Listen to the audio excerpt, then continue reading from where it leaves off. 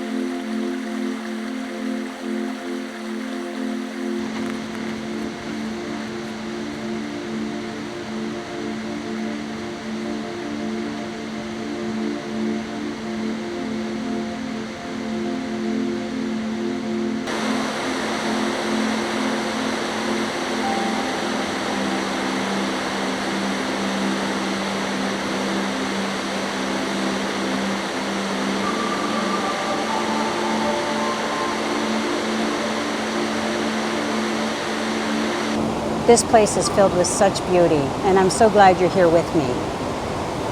So we're looking at Chutes Falls, and this is where Shannon really shines. She does her research. She plans out where it is that we go camping, and she knows what I love, which is natural beauty, but she also knows what the viewers love. So I'm really happy to have you folks along, enjoying this, in my case, in Shannon's case, for our first time, being able to appreciate Chutes Falls.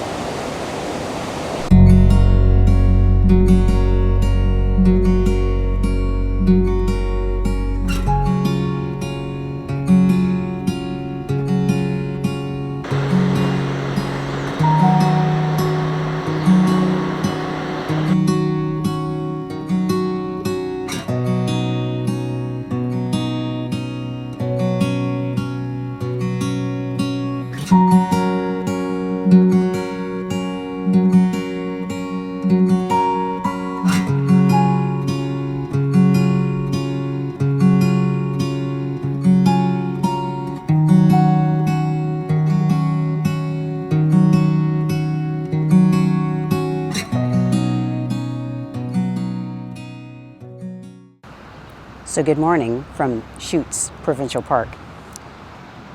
So this is the first morning that we're here, and I took a little walk along the trail that I had begun walking last night. And this actually is Chutes Falls. I think the other part I was looking at would be like Chutes Rapids. So this is beautiful, and this is the beach area. So this is where, when people are lying out in the sun, this is what they have a chance to look at. I actually just walked past a dog beach area and an enclosure so people can bring their pets and allow them some time to run around and get some exercise. So they've got a lot of great facilities here. We're just discovering, because as I say, this is day one and we got here around dinner time yesterday. But the scenery here is breathtaking. So I hope you're enjoying it, and I expect to get a lot more of it while we're here for the next few days.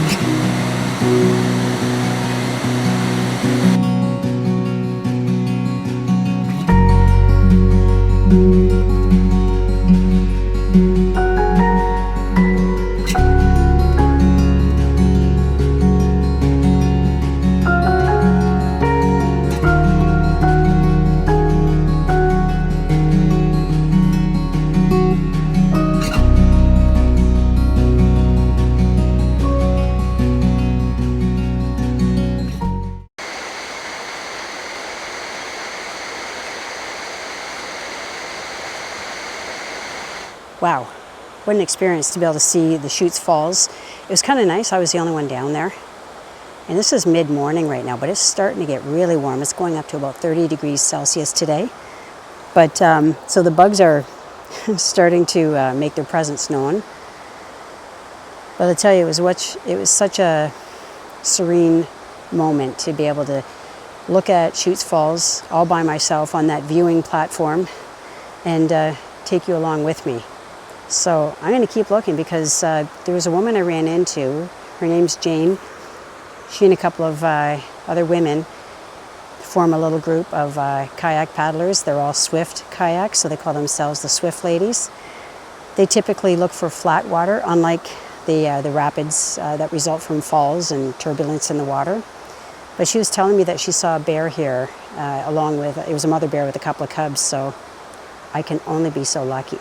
I'm looking, and she was giving me some good tips on how to access the trails around this park, so I'm looking forward to trying that out. Might need to wait until it cools down a little bit, but anyway, I'm going to be bringing Shannon along with me later on today. She will be very impressed looking at the falls.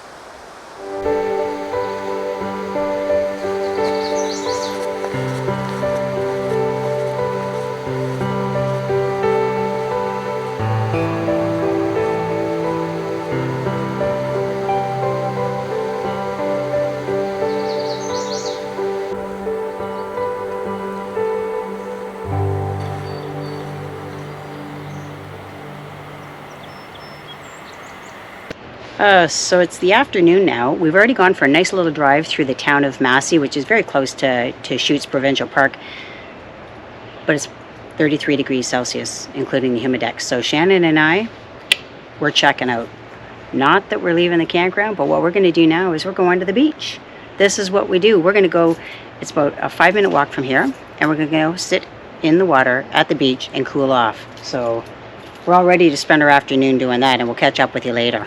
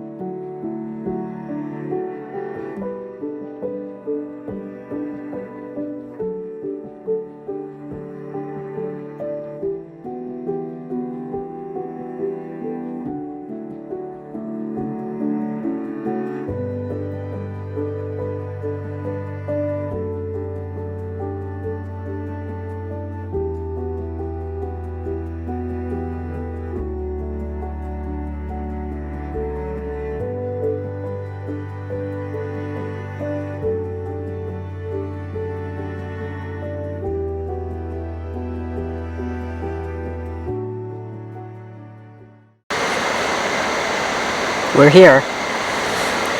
We're going to travel around that longer section. This section has been absolutely beautiful to see.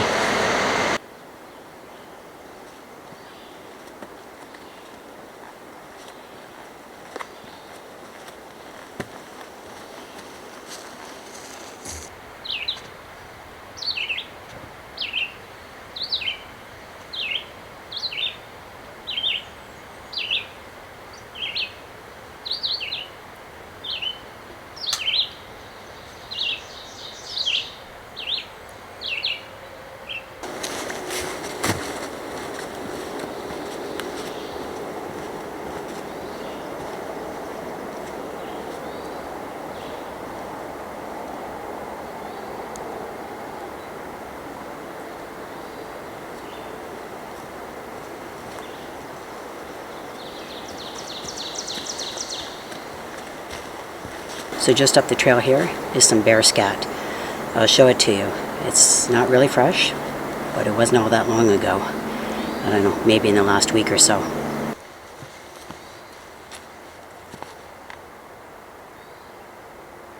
I have seen bear scat before, and that one seemed rather small, so probably from a smaller bear.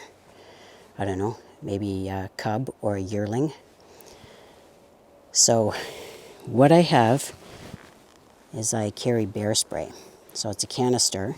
It's got this orange tab that prevents you from accidentally spraying it. It's on my it's in a holster on my belt, and you spray it non-stop. It can reach up to 30 feet away, and it affects the bears in the eye, so that might give you a chance to get away.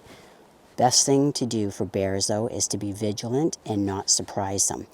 That's why I don't really like having to wear head coverings that impede my ability to hear, because oftentimes you can hear animals as they're crashing through the woods or just breaking branches as they're walking gingerly. And yeah, so the big thing is you don't want to surprise a bear. So I'm just going to have my all my senses on high alert.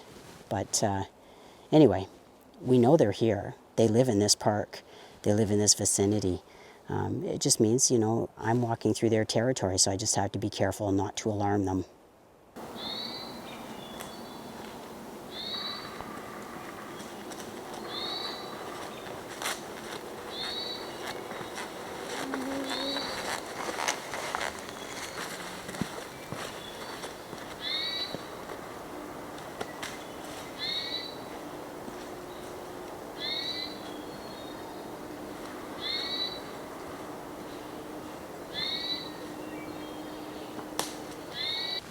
So in this stop here, I want to just point out a couple of trees and help you to identify them.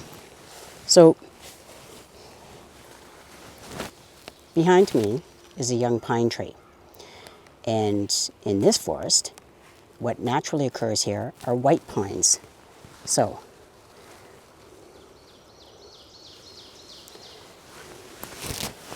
to help you remember white pines, their needles are nice and soft and flexible. But here's another clue.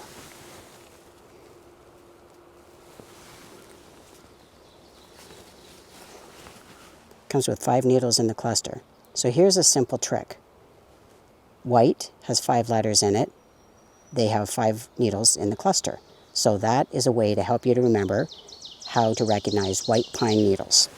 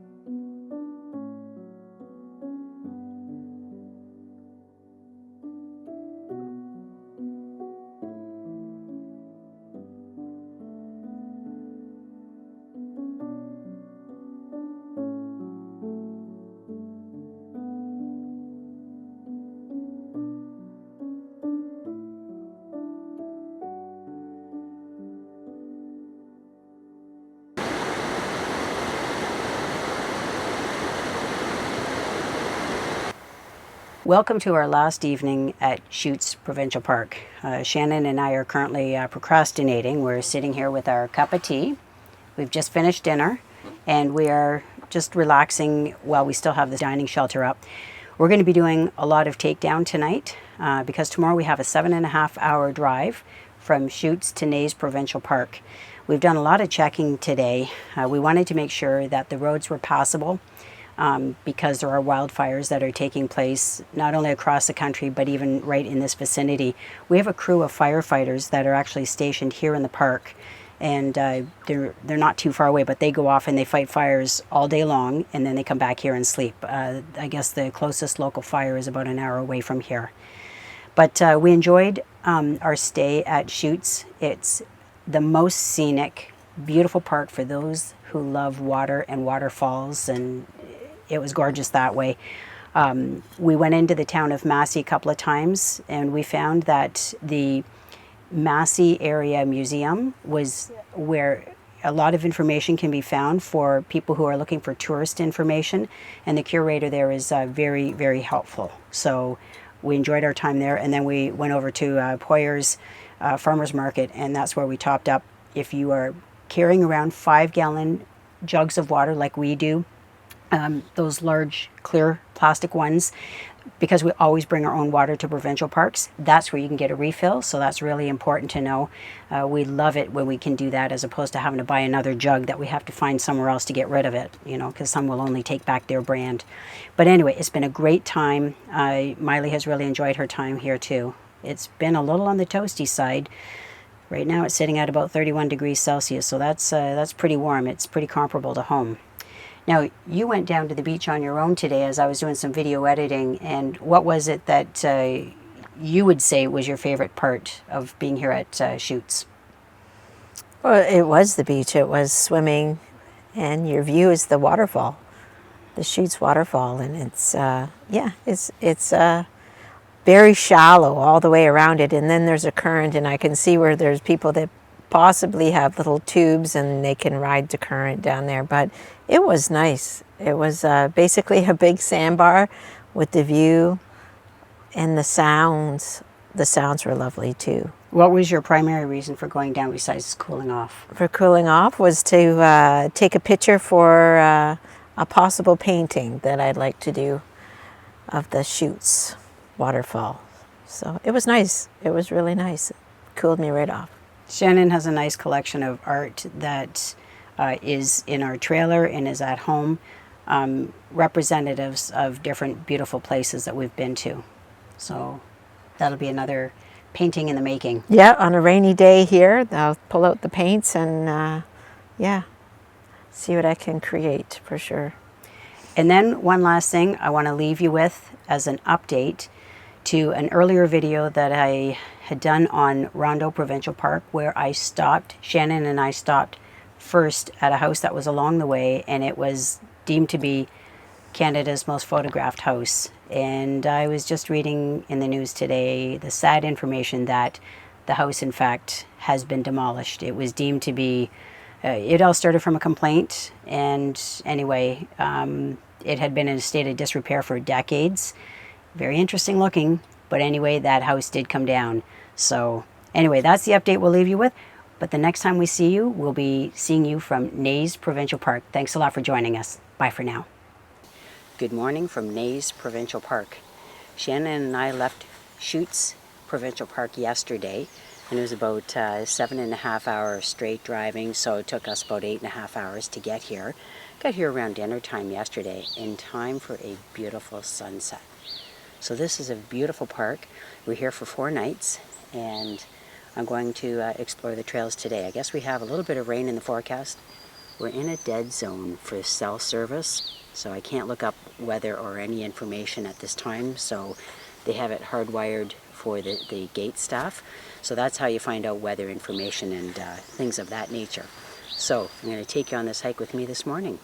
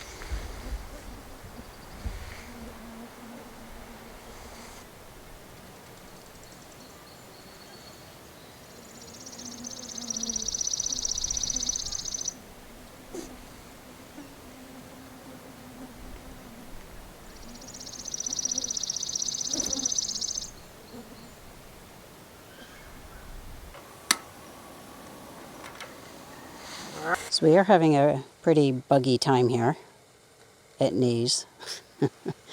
It rained a little bit like throughout the afternoon, which is fine. We don't mind that because we just finished our Chutes Provincial Park video. So that editing process is finished, and so we're ready to upload that one to YouTube. And so we're probably going to watch a movie tonight, which is something we would never do. We typically find something to do, whether it's sitting outside in the dining shelter. But we're going to be, there's a fire ban that's taking place now in most of Ontario because of the wildfires. So that's okay. That just means that we're cooking with the stove instead of cooking over a fire, which we quite enjoy doing when we're camping. But in this case here, Shannon is cooking her homemade burgers. And they are so good. So I'm looking forward to that dinner. I can already smell the garlic and the onions. It smells very, very good.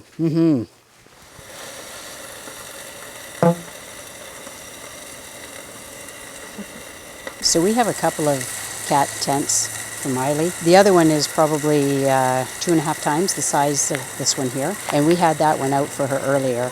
And this one is a perfect size to fit under the awning. We put some tarps over our dining shelter, and we don't know that we'll be out there playing games. We often do like to play games at night, but in this case here we may just lay low.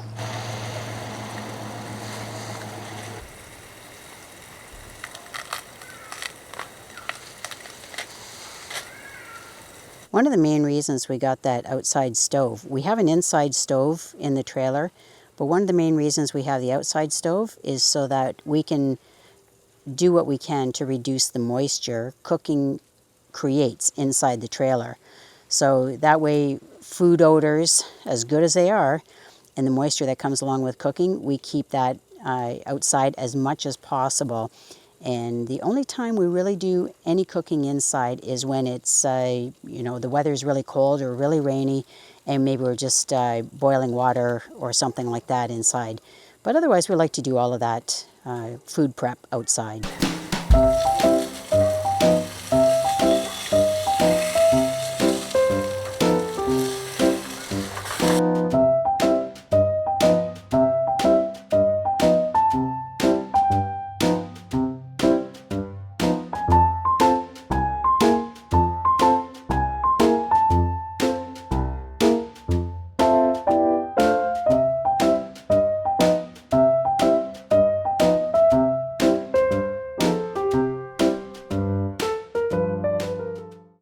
So this is day 3 of us staying here at Neys Provincial Park. Shannon and I have already gone off to the visitor center. We did that earlier today, and it is a rainy day. So there was a period of time, maybe a couple of hours or so, when it wasn't raining, so we had a chance to venture out then. And so we're all just sort of hunkering down. We're so glad we have a trailer so that we have some room to spread out. And right now we're just having tea time. So we are enjoying the ambiance of being inside. Probably will watch a movie a little bit later. And the other thing that I should mention about the Neys Visitor Center that we went to is there are really great exhibits in there, including fur pelts, skulls, and a mulled cooler. A mulled cooler that is the result of a black bear with a really good sense of smell that found it on a camper's site. So it just goes to show that they're not bear proof. Anyway, those are really cool things for you to have a chance to learn about. Shannon, you were looking at an exhibit about the Prisoner's Cove. They had a great exhibit up there of the German prisoners of war. They had them up here in Neys and in a bunch of encampments. Excuse me, I'm itching my elephant ear.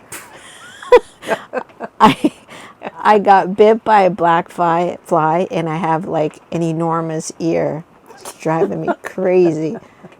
Okay. So yes, amongst those prisoners of war, there were artists, and they have some of their artwork up there, and they're pretty talented. They had a band, these prisoners of war. They had a band.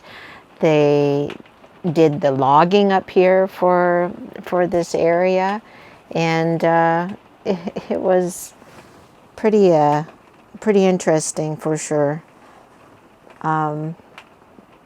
The mold cooler, yeah, it was freaky. They were saying that even if you don't have anything in your cooler, bears have a memory, and they will see the cooler, and they will most likely try to break into it. And apparently there's been some bears that like to join you for breakfast if someone's putting bacon on their camp stove. So we won't be having bacon here. So that is all I have. So yeah, so we'll leave you on that note, that even when you're in a provincial park on a rainy day, there's still tons of stuff to do. We also went through this back road maps book that we have for the next park that we're going to, which is Sleeping Giant up near Thunder Bay. And so we had a chance to sort of look at the route that we're going to be taking and some of the other areas of interest, or some of the other points of interest in the area. So we're quite looking forward to that. That's going to be in a couple of days' time when we're heading out for that. But anyway, we're sitting tight inside where it's dry.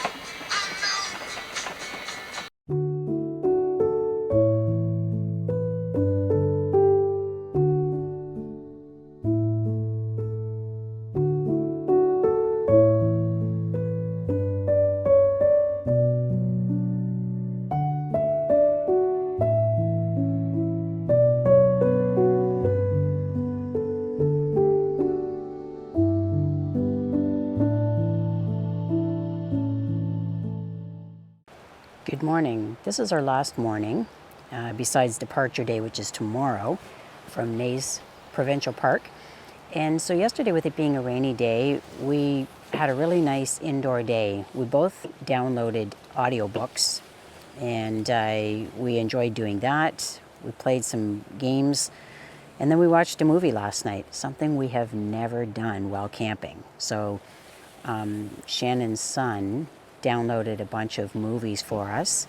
so that we were able to watch them with the use of my computer on the TV that gets installed in these units. So anyway, it worked out really well, so we're glad we had a chance to do that and eat our popcorn and stuff. And by the way, dinner consisted of using the convection microwave combo unit to make pizza. So with the convection oven, you can make pizza in it, and it gives it a nice crispy, crispiness to it. So anyway, that's what we ended up doing last night. I'm still hopeful that I'll be capturing some birds out here this morning. It is buggy, but the wind is up, so that helps to keep the bugs down a little bit. Caught some really interesting cedar waxwing footage this morning where there was a flock of maybe 4 or 5 that were just in a tree that was right here on the site. And one of them was trying to eat a dragonfly that it had captured. So anyway, it seemed to be no problem for it. It just needed to work on it a little bit. So yeah, just looking to capture any sort of interesting bird footage. I haven't ventured out onto the trail besides our second day here, and that was the day that there were so many mosquitoes, and I knew that I needed to change an SD card on my camera, and I knew I needed to drink water. I just had my water bottle with me, and I thought, how am I going to do that? By unzipping, and because there are mosquitoes all over me. And I thought, if I don't lose these mosquitoes, they're going to be following me back to the site and into the trailer. So anyway, so I haven't ventured out on the trails. I mean, the park is beautiful, but look at this beautiful footage that I get to see and share with you every morning. So as usual, there were a couple of loons. There's a pair of loons that were just not too far off the shore out here in the beautiful Lake Superior. So we have beautiful scenery nonstop every day. Sometimes the bugs have not been, easy to take. So we've just viewed it from either inside our screen shelter here or inside the trailer. But anyway, there's a lot of beauty here in the park.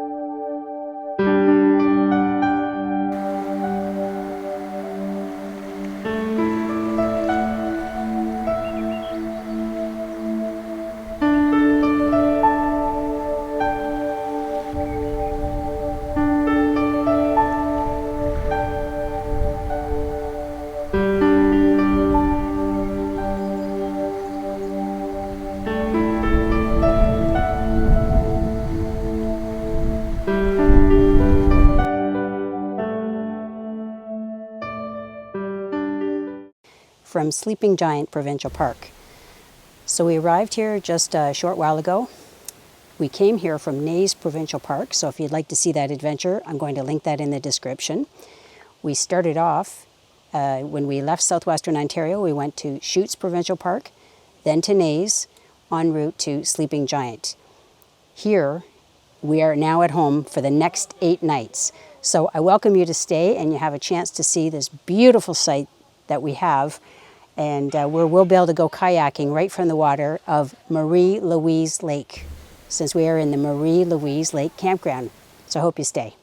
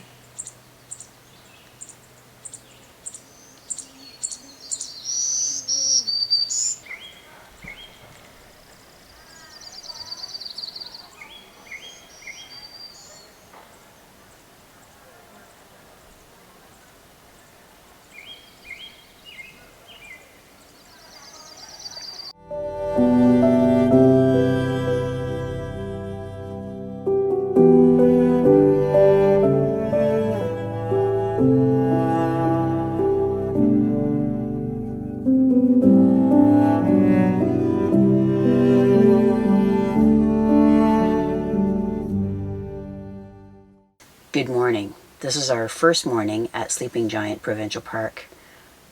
We just can't get over this site. It's amazing. Yes, there are mosquitoes, there are black flies, deer flies, horse flies, and other assortments. So we do have to wear our bug netting when we go outside the trailer. Look at this view. I just can't get over this. It's breathtaking. Every time we sit here and have a look outside, I was just eating my cereal, you know. I was eating it facing this. And here's what happened last night. So we brought Miley in, and we are concerned, right? There are bears that live in this campground. And so it was approaching dusk, which is later here than it is in Southwestern Ontario. So dusk here will pretty much be 10, and then it gets dark, I guess, around 10:30, which is about half an hour later than it does get dark at home. So we're looking out the window, out this window here. We're thinking, oh, let's get Miley out to look. And it was a female mallard with about 8 or 9 ducklings. and she was coming up to the shore where we were. So we're watching that, and all of a sudden she starts quacking, and the little guys run to the water. So what is it? We look out this way, and there's a deer feeding on the plants on the other side of the campsite. So it was amazing. Whichever window you looked out, it's like Shannon made the comment, we're on a safari. Just look out the window and there's animals. And as for the deer that was out on the site, I did see her, I believe it was her anyway, when she was just resting in the buffer zone between campsites. So anyway, we are so fortunate we have this site, and so now we're here for another 7 nights. Here's what's going on today. Today we are going to head into Thunder Bay, which is a little over an hour away from Sleeping Giant Provincial Park. I have a couple of YouTube uploads from Chutes Provincial Park and Neys Provincial Park, so we want to get those done. So we're going to stay at a hotel in town. There's some outdoor stores that we want to explore, and there's the Terry Fox Memorial, which we want to see. So we have a list of things, and we met our neighbors next door, and they're from Thunder Bay, so they gave us some pointers. Shannon and I are also looking forward to seeing Kakabeka Falls. Now we realize that there is rain in the forecast today and tomorrow, so I don't know how much footage I'll be able to get, but I'm looking forward to seeing Kakabeka Falls. That'll be beautiful. And we're so close, so we may as well take in yet another provincial park. So that's what our plans are. We're going to bring you along with us.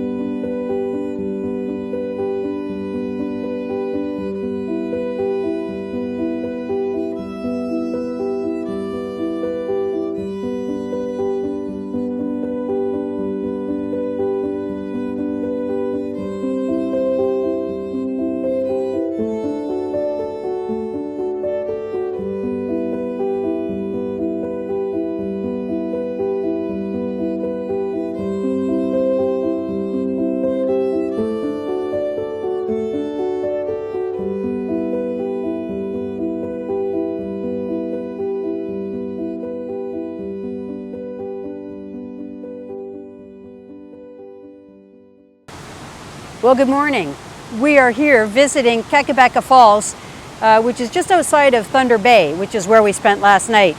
After we finish with here, we're on our way back to Sleeping Giant, that beautiful provincial park that we are so excited to stay for the next 5 nights. But check out these sights.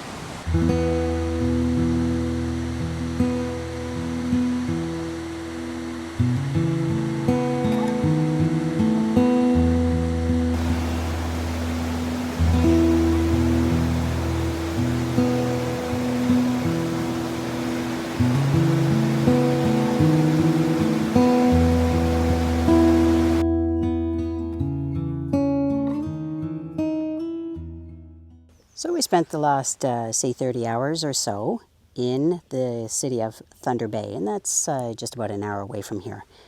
So now we're back at the site, and you can see we are all set up for adventure. So let me show you around.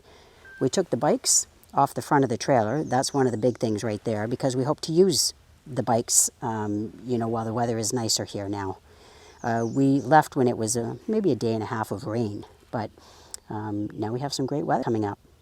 So we set up our dining shelter, And we actually have a little cage inside that we're using for Miley.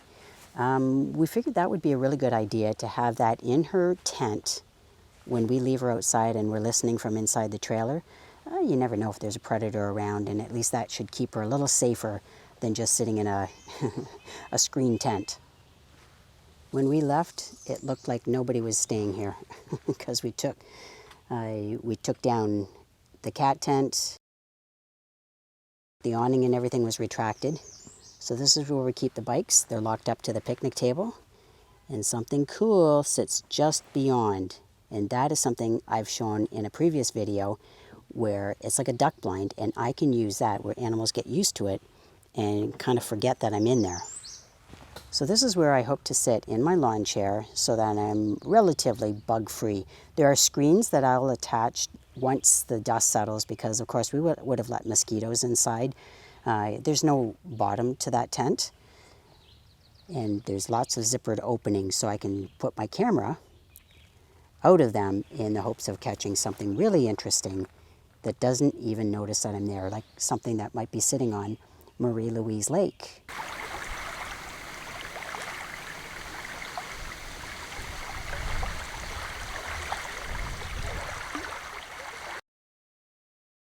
Or in the woodlot just behind the tent. This is the vicinity where I saw that white-tailed deer a couple of days ago. We had a really nice time being in Thunder Bay and just having a little bit of a break from camping. And what I mean by that is a break from mosquitoes, black flies, deer flies, horse flies. So it was really nice to be in the city where, you know, you didn't have to wear a bug net. Having nice, long, hot showers. That was really nice. And having access to good Wi-Fi. So I got 2 videos uploaded for the next couple of weeks, which would be on Chutes Provincial Park and Neys Provincial Park. The uploads for Sleeping Giant and the others that we're going to pass through on our way home are ones that will be uploaded after we return home. So I won't worry about those. So yeah, we just had a really nice time. We went to see the Terry Fox Memorial. We are so glad we went because Shannon and I were both, you know, young adults or teenagers at the time when Terry Fox ran across the country in his attempt to raise money to fight cancer by raising money for cancer research. We went to see Kakabeka Falls, and that's a beautiful provincial park. In fact, if you're staying at Sleeping Giant, you can use your pass for Sleeping Giant to get into Kakabeka Falls, so you're not paying the normal $18 fee for a day pass. So we found that to be really good because we happened to forget our Provincial Parks day pass, which we carry with us everywhere in my truck, and I forgot to pack that for this camping trip. So anyway, it was a great period of time. Now what we're going to do is we are going to bid you farewell in part 1 of Sleeping Giant, and we are definitely going to have a part 2 with all kinds of interesting things. We plan on doing the trail that leads up to the Sleeping Giant. It's been a challenge, that's for sure. And we're running out of water, and we probably have about, I don't know, 3 hours. 3 hours to go. So join us. Stay tuned for next week's video. I love mosquitoes. We're giving this a whirl. Just waiting for it to work.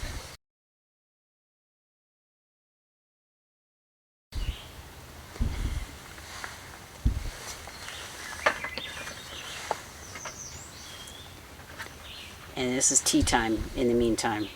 We're skipping the tea though. Well, to be honest, it's because we stopped at Starbucks on the way from Thunder Bay back to the campsite. So we had our beverage, our hot beverage. Honey, is it a bit buggy for you?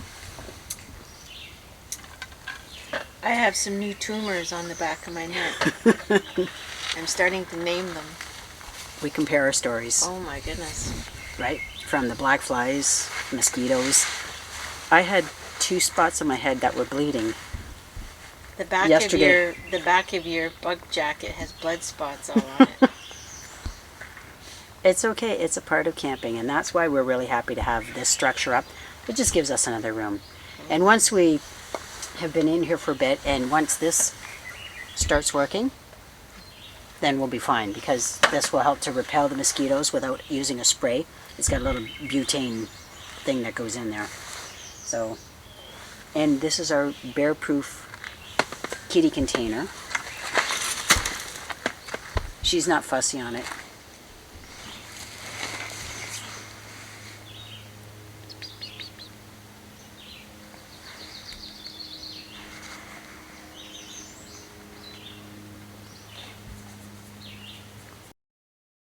We've made a few adjustments.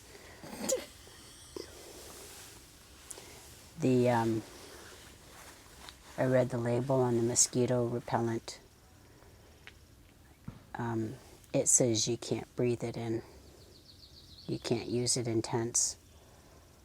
So it's outside the tent now to keep them away from our doorway. Miley, she's not into that cage. She doesn't feel protected. She likes her hammock. So she's in her tent, where she has a lot of room. I thought she wanted to be close to us, but I was wrong, because we were gone for 30 hours. But I was wrong. She wants to be in her hammock in a tent by herself. Shannon says there are bugs in here now. I offered to bring back that mosquito repellent, butane toxic thing, but she'd rather wear a bug net while drinking her beverage.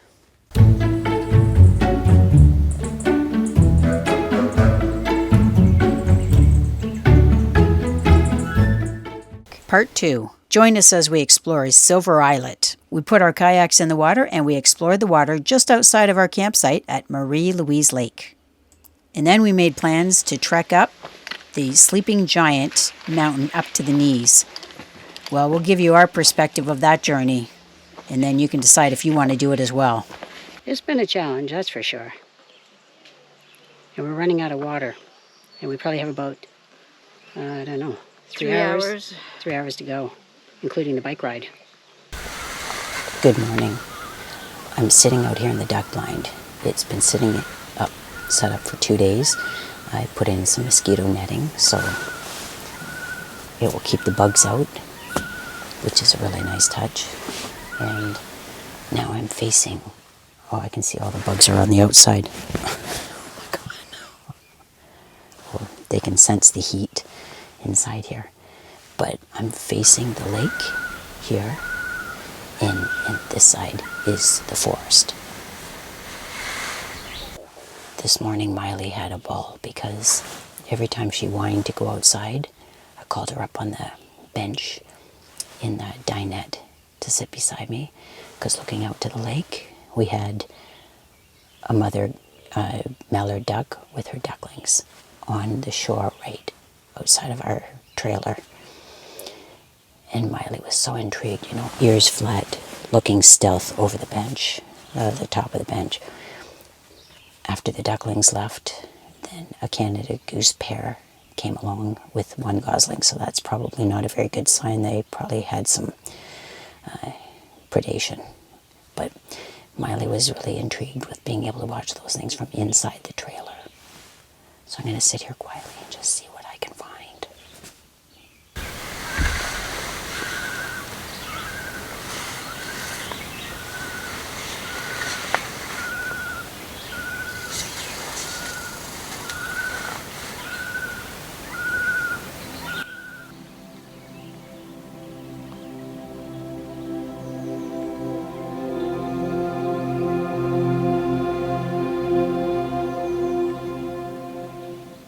So just to give you an idea of what Shannon and I did today,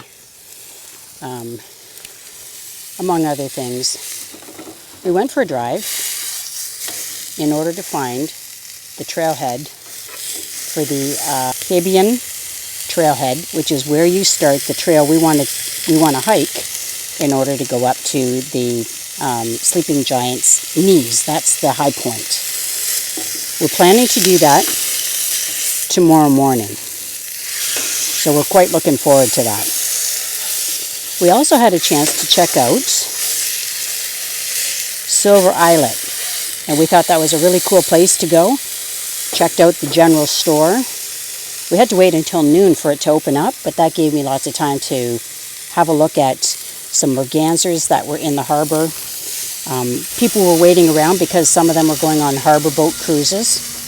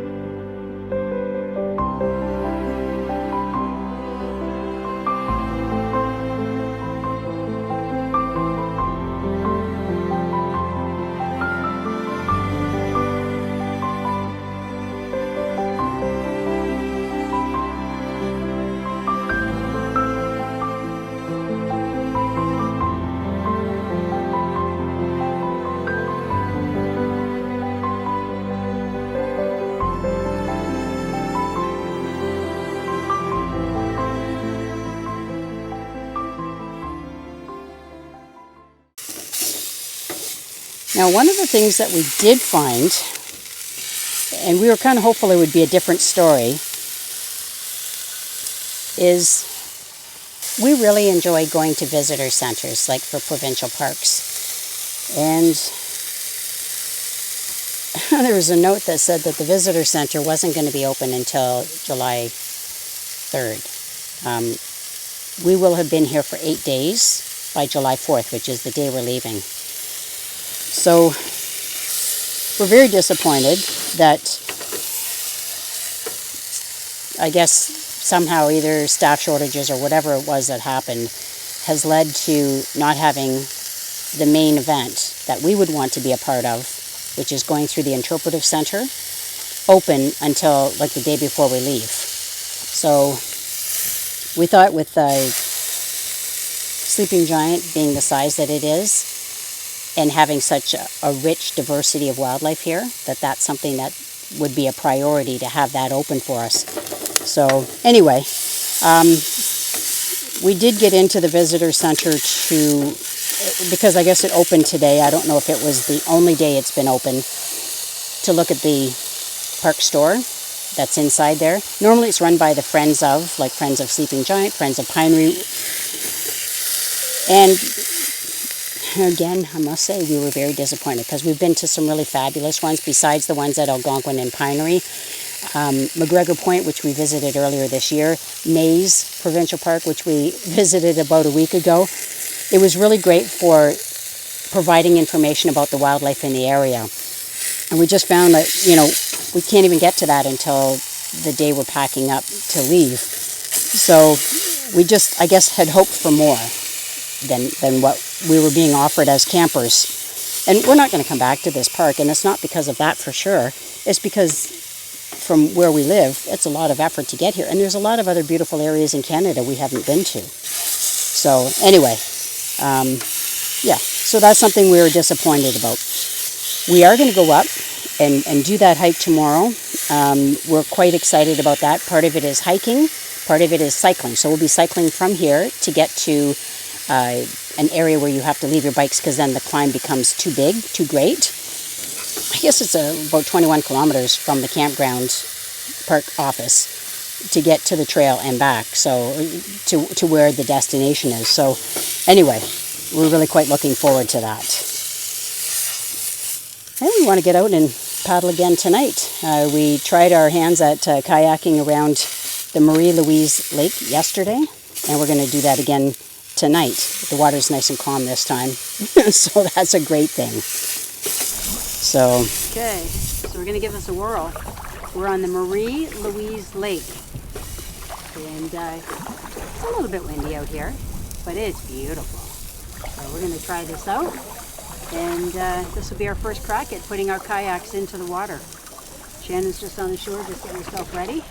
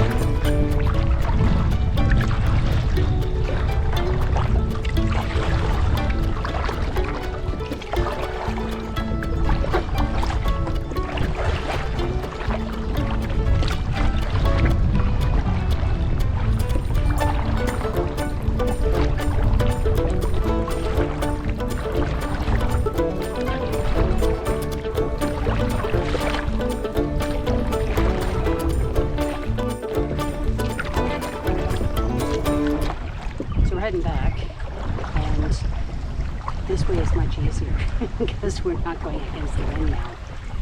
So yeah, we'll try our luck a little bit later. Maybe the wind will die down, as it often does later in the day.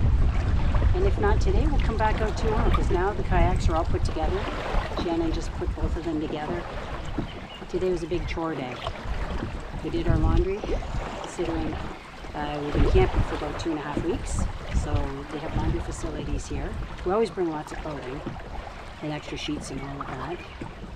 And then we filled up our water tank again in the trailer so that we don't end up running dry with fresh water. And so after getting all that stuff done, we thought we'd go for a nice paddle. And then we saw the whitecaps. Anyway, we'll try our hand at it later. This is so much easier going back to our campsite. The wind is at our...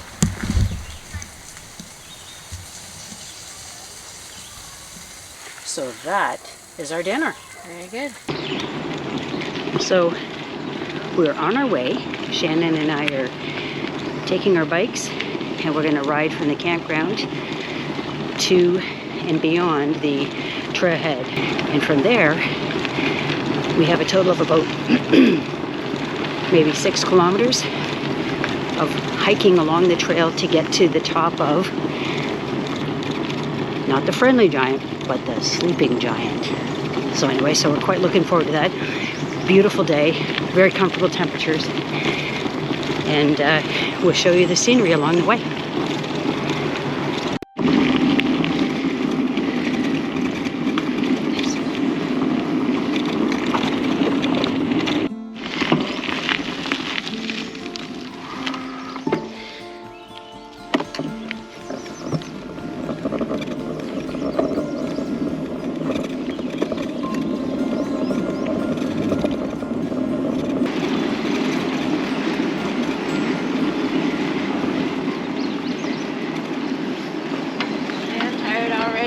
I'm not used to biking. It's my first pedal of the year. Yeah, this is our first time out on the bikes for 2023.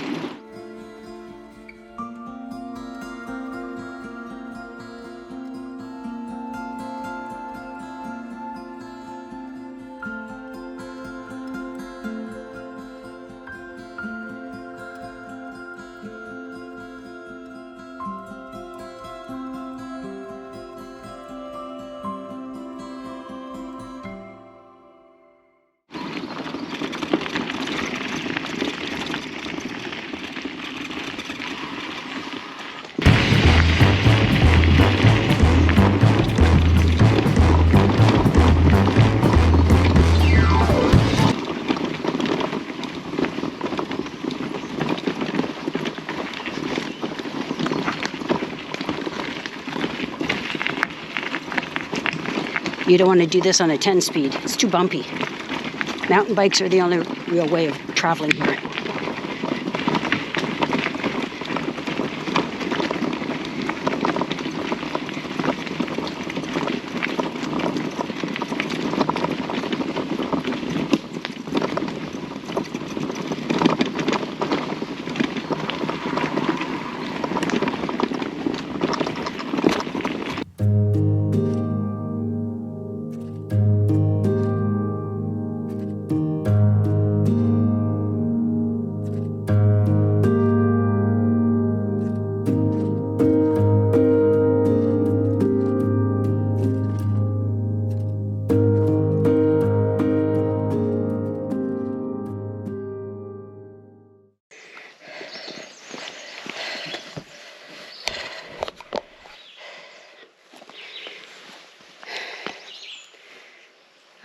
I've covered up everything because now we have to walk because it's pretty steep and we want to make sure we make it up the mountain. So anyway, we're covered up so we're not mosquito bitten.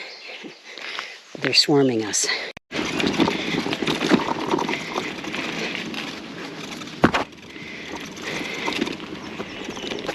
So we're wearing our mosquito hoods and our bicycle helmets. I'm doing it the other way so that my bicycle helmet is under my mosquito netting, and the reason is it holds it out for my eyes so I can see. It's kind of like wearing my baseball cap. Whenever you stop, the bugs are merciless.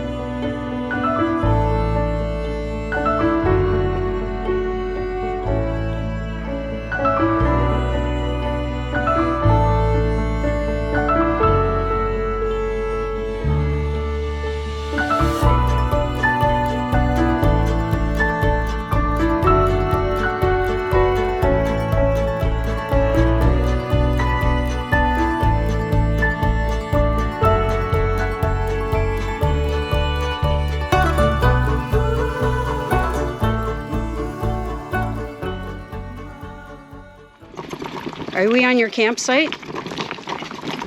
Are you guys just taking a break like us? Yeah. Are you trying to get mosquito free out here? Yeah. Yep.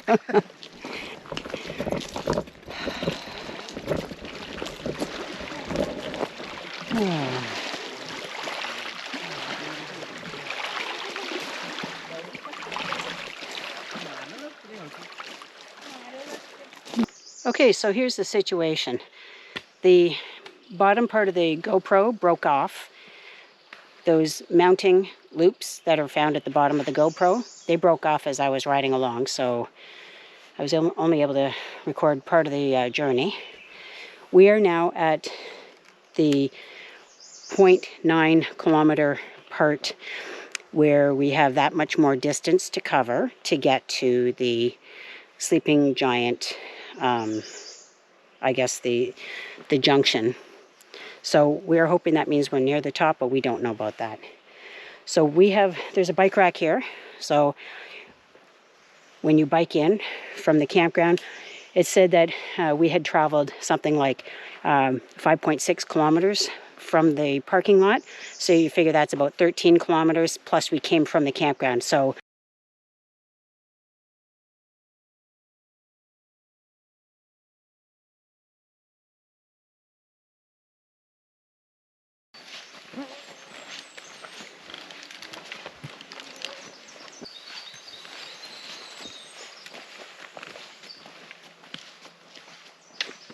okay, so we've been having some problems with the camera batteries with the GoPro.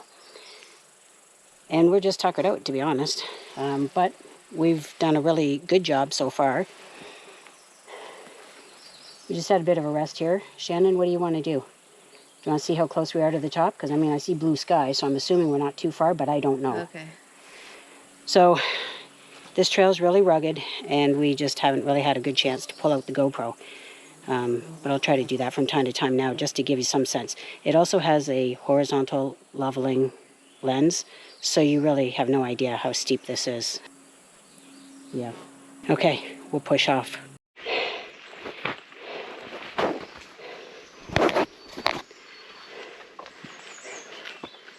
Oh my God, it says 2 kilometers.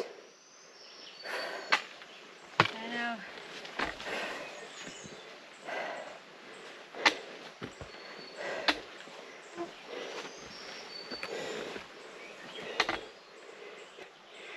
Oh my God. Well, then let's just have another break. Yeah. So we're having one of our rest stops. What do you think of it?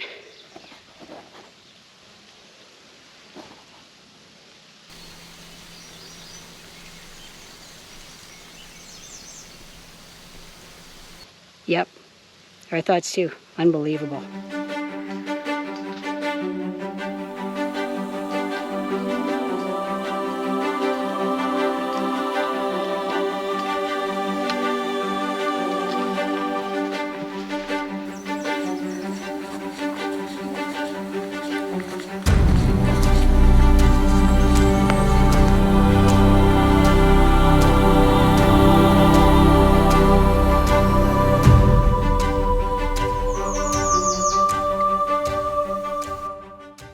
So this has been a very grueling hike.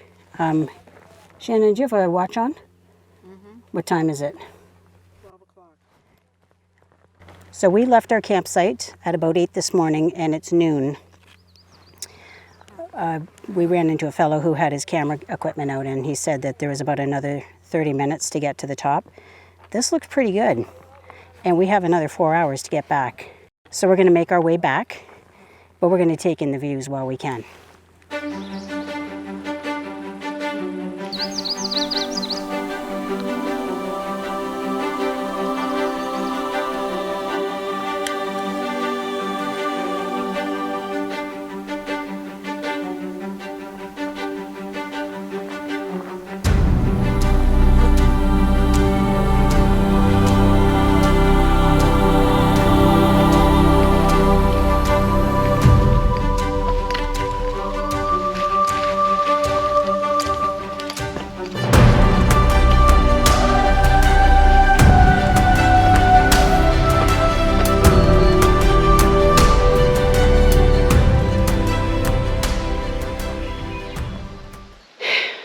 It's been a challenge, that's for sure. And we're running out of water. And we probably have about, I don't know, 3 hours? 3 hours to go, including the bike ride.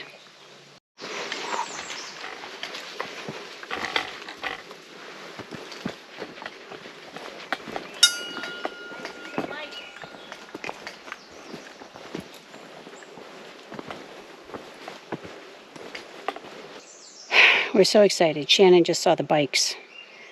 And that means the dreaded hiking part is over. Which doesn't mean we're almost finished, but the hiking part is.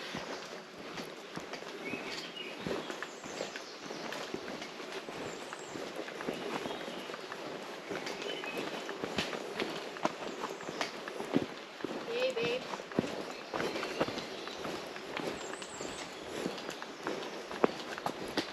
We did it.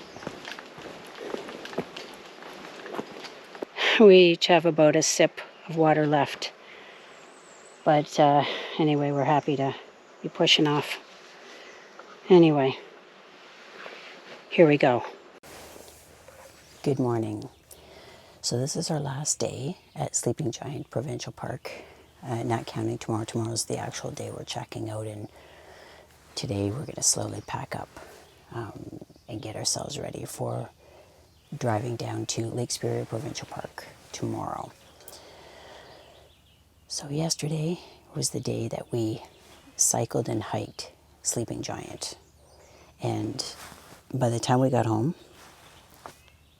and it was almost 8 hours later. We left our campsite at 8 in the morning. It's about 4 kilometers to ride from the campground up to the parking lot for the trailhead, for the Kabian trailhead. And then it's 5.6 kilometers to cycle from the parking lot to the actual footpath that you take. And the reason you can't cycle that whole way is because the incline becomes more severe, and the bike path from the parking lot is also severe. In fact, Shannon and I both wiped out on our bikes. Yep. I landed on my knee, so I'm favoring that, and I was favoring it yesterday during the hike. And then Shannon landed on her hip. I didn't even know that she'd fallen. She saw me fall because she was just ahead of me.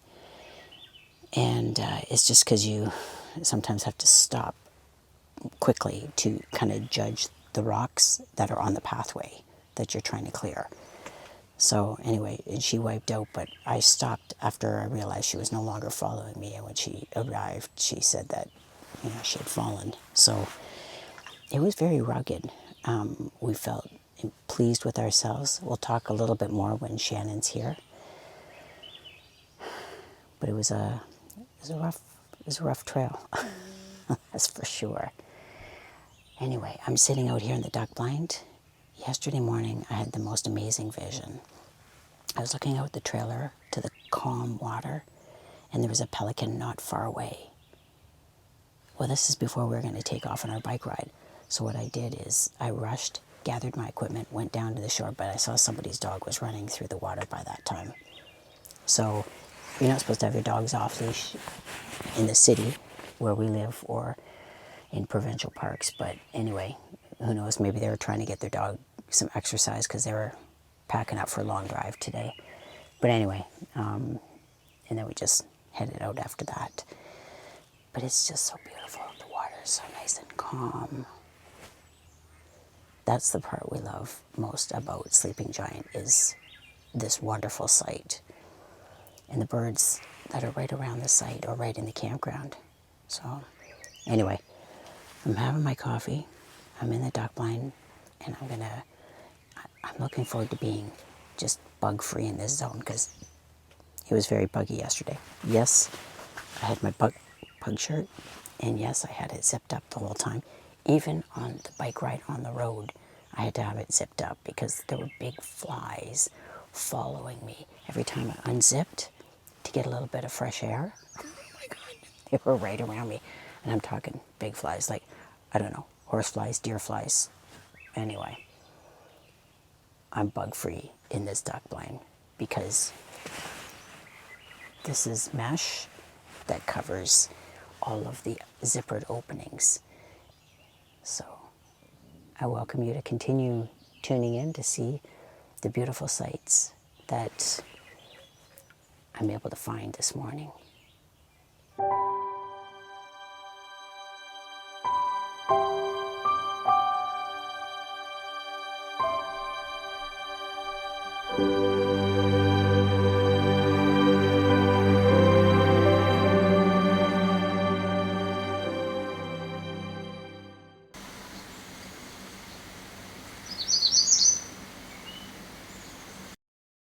Welcome to our tea time after dinner. So we are actually just on the doorstep of taking off. Tomorrow morning is our pull-out day. And so we wanted to give you what we think of as an overview for our experience here at Sleeping Giant. I've had a chance to provide you with a little bit of feedback over time. And so I think what I'm going to do is I'm going to turn it over to Shannon so that she can share with you some of her views in terms of things that were your highs and lows of staying here at Sleeping Giant. First of all, I gotta say, I was shocked with the site.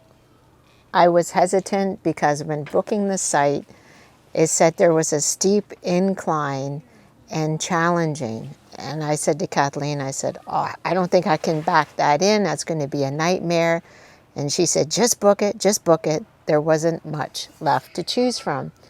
So we did so, and we got here, and it was actually, a decline. You go down, and then it's a lakefront view. So that was a nice surprise.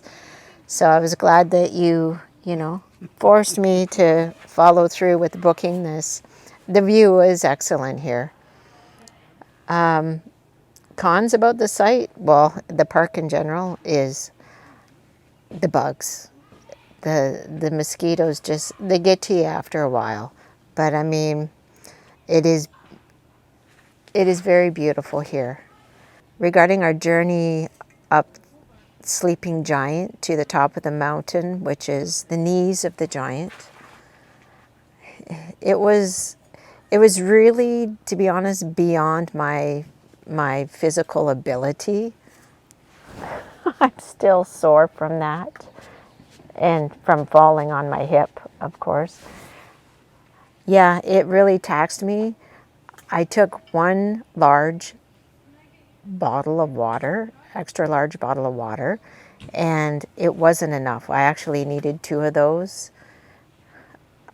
It was so steep in spots. I'm 5'2", and if I did not have hiking poles, trekking poles, I wouldn't have been able to do this. It was very challenging for joints, knees and hips, for sure, for shorter stature people. I was ready to turn around at the junction, was it? But I know Kathleen is in better physical condition than I am. I have great cardio, but the endurance of that trail was really taxing on me, and we were overheating with the bug protection and that. The vistas were great. I have been on nicer, I guess what it is hiking mountains isn't for me. I love beautiful trails. I love water features. I love all of that. I don't need to climb a mountain to prove myself to have a nice vista. It's not for me at this stage in the game. But I did do it. And regarding the area, it's beautiful. Terry Fox was a highlight for me. The monument, Kakabeka Falls, was nice to say that I've seen it. And then the nature center here, it was good. Once it opened, it was good. That's my take on this. So I think maybe one thing in closing, when we're talking about the hike and the cycle ride up to Sleeping Giant, here's what we noticed. Most of the people were in their 20s and 30s. We aren't. I'm 59, and Shannon is turning 55 in the fall. We didn't see anybody in our age bracket that was also attempting that climb. And so I know that we had a chance to hear from other individuals as we were enjoying the trek or trying to conquer that mountain passage. And they said that, they'd been up there a couple of times, maybe they're locals, and they've come back and tried different routes. But again, all except for one individual who was a man who was probably in his, I don't know, maybe his 50s, maybe something like that, 60s. And he'd been up there a few times. So the thing is, it's a great and probably challenging mountain for all age groups, but you've got to wear the proper footwear. And so here are some of the drawbacks that we saw. People who were not wearing good footwear because they were maybe touring the area and they thought that was a good thing to tour. If you don't have a bike, you've got to go that 5.6 kilometer distance on foot and then back. So that's one problem. The other is people weren't necessarily prepared for the grade and climbing over mountains. And you're not doing it on hands and knees. It's not like that. But you are doing it with trekking poles, and there's very steep staircases for you to climb up. Some of that footage we think came through in the limited amount of GoPro video because of my mishap with the camera breaking off at the bottom. And you know, so we hope that that came through, that you could see the level of difficulty, but we would never discourage anybody from giving that a try. Just manage your expectations. It took us 8 hours. We had these next door neighbors that are from Thunder Bay. They left yesterday, Lisa and Chris, and they gave us such great pointers about the area, the Terry Fox Memorial, things like that. And they would be in their 50s, and they've done it on a few different occasions. So that's the kind of thing, like every day they were here, they were either on their kayak, their paddleboard, mountain bikes, you know, so they were very active people. But for the regular folks, I think it would have been extremely challenging, and people were bringing dogs. Oh my God, I felt so sorry for the dogs, because if you don't bring enough water for yourself, is probably your best friend that's going to suffer the consequences. And as I say, we ran out of water. I had a water bladder that I wear around in a pouch, and then Shannon was telling you about her big water bottle. That's the thing, if you're going to attempt that, great. It's an exciting thing to do after you've done it. It's more exciting after you've done it, but just make sure you bring enough water. And the temperature was only about 20 or 21 degrees yesterday. So it's not that it was steaming hot, but we still, you know, we're feeling rather dehydrated. So I think that's the conclusion. We really, really loved our stay for so many reasons. But I think it's just we're hoping that maybe the next park will not be quite as buggy with black flies. We know mosquitoes are here to stay until the first frost. But anyway, we really enjoyed our time. We had an amazing site, and we thank you for following us. If you're interested, our next adventure is taking place at Lake Superior Provincial Park at Rabbit Blanket. That's the campground. There's 2 campgrounds for Lake Superior Provincial Park. We were there 2 years ago. We're not going to be trekking up Peat Mountain, which we did when we were here 2 years ago, but we are so excited to get back in our kayak and paddle around Rabbit Blanket Lake. So I hope you join us. See you next Tuesday. Bye for now. Here we are in Lake Superior Provincial Park. This is Rabbit Blanket Lake, and today Shannon and I are going to go hiking on the Old South Woman Trail. Beautiful trail just across the highway. And tomorrow we're going to take a look down at Katherine's Cove. Beautiful campground. We were here 2 years ago, and the adventure continues. Hope you stay. So Shannon and I are just getting ready to go on the South Old Woman's Trail, which is just across from the park. So we just walked from the gateway of the park, and now we're just heading towards that little hiker sign.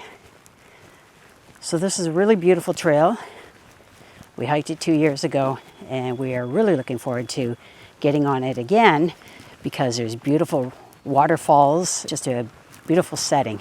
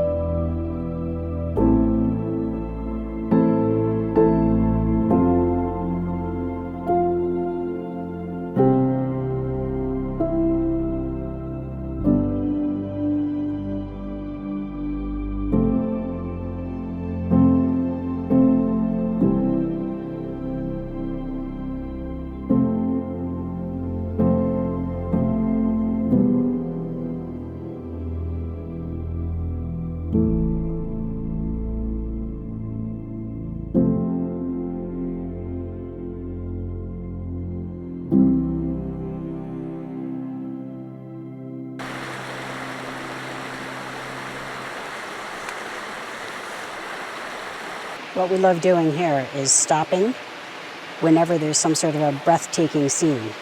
And there are many of them along this trail, which is about 2.5 kilometers long. So we go up one side of this South Old Woman River, and we come up the other side.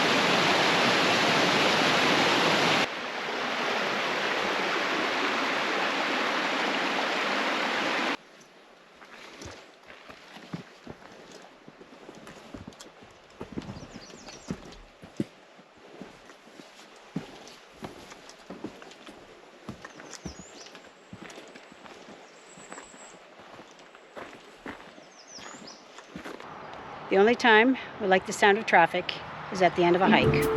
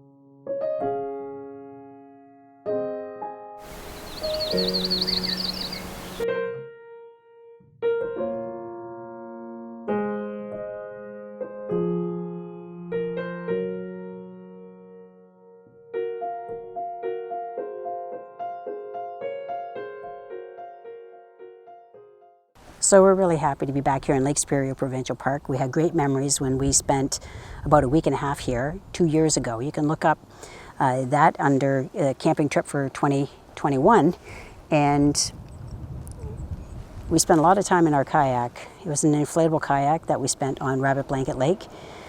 So that's something we're probably not going to do this time. We have our folding, our collapsible kayaks, but we probably aren't going to spend time out in them because we aren't here for very long. We've got 4 more nights, and then we're moving on to Killbear, our next provincial park adventure.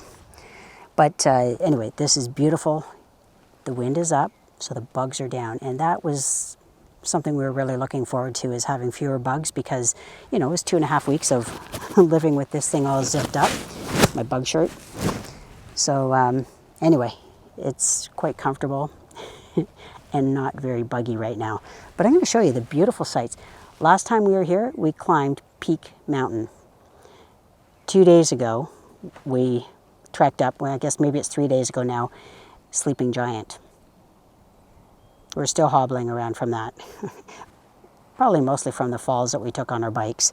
But that adventure you can see in the last video for Sleeping Giant, part 2. We have part 1 and part 2. But anyway, I'll show you the beautiful sights we can see right across Rabbit Blanket Lake.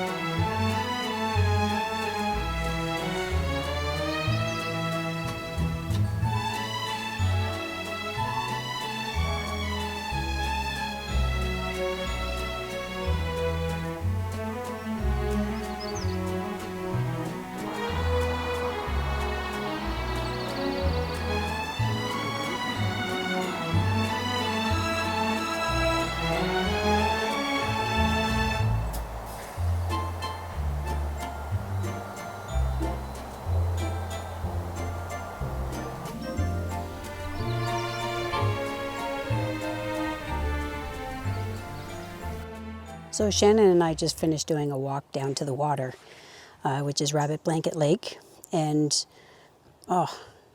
the mountain, which we hiked 2 years ago, called Pete's Mountain, was really cool because at times when we were looking at it, it was covered with mist near the top of it. And so anyway, we really enjoyed taking some pictures. I was videoing. And as we were walking back to our site, we ran into a really nice couple, Larry and Ann from Sault Ste. Marie. And they gave us all kinds of wonderful tips because they've been camping in this area for the last 40 years. And anyway, we really appreciate that when people extend themselves. He just started asking questions regarding the cameras I was carrying. And so we got talking about our camping experiences. And they mentioned, have we been to Chutes? And we said, well, that's the video. That's actually the current one. But anyway, so I just wanted to do a shout out to Larry and Ann because it was a pleasure meeting them and they were full of great information. So anyway, we're getting dinner plans underway. We're gonna have steak, Shannon's gonna have salmon, and there'll be potatoes and asparagus. So we're looking forward to cooking that up and sitting down to enjoy that.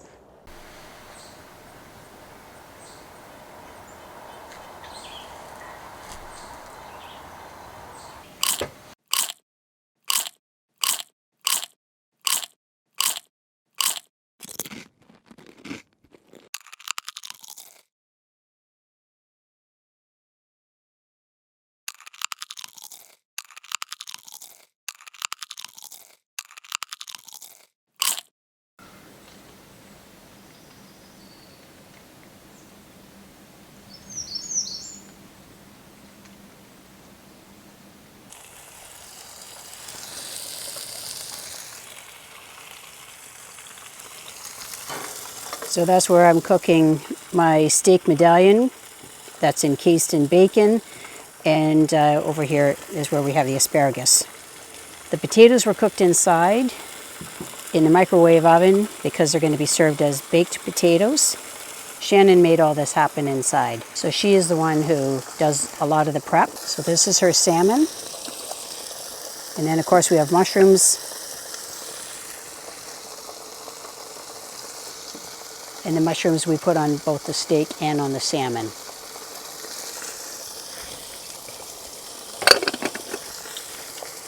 So I like my steak medium rare. So I'm very careful to just cook all around the outsides and save cooking the flat surfaces at the very end because I just want to make sure it's not overcooked. I like it where it still has some blood. That's where I find the meat is the most tender. We like that. We like to have our vegetables al dente. So that's how the asparagus is going to come out. We like it a little bit undercooked.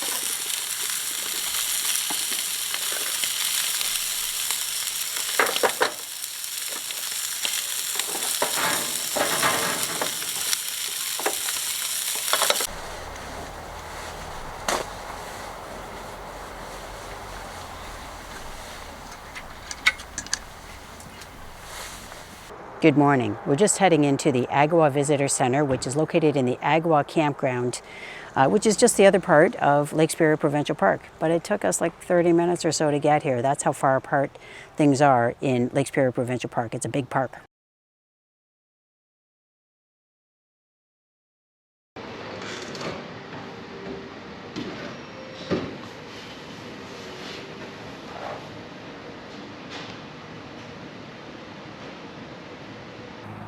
Shannon and I enjoyed going to the visitor center. We always like to do that and support the bookstore, the nature store, and go and look at the exhibits and speak to the staff. And it was kind of a fun thing for me. I was speaking with a staff member who is originally from the Windsor area, which is my hometown. So Anyway, yeah, we really enjoyed our time. And now we have more information to go on, and we're going to have a look through the area. Look at that. And then that's their interpretation of it.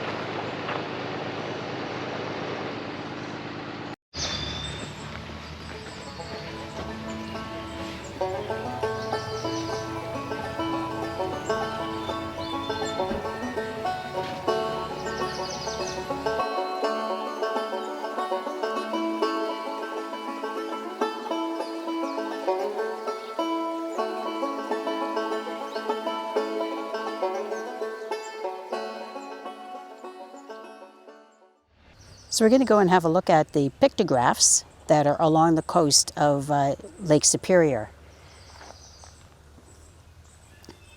So they always advise that if there's been wave action or rain, that the rock ledge is very slippery. So we've had a really clear day over the last 24 hours, so we should be in good shape.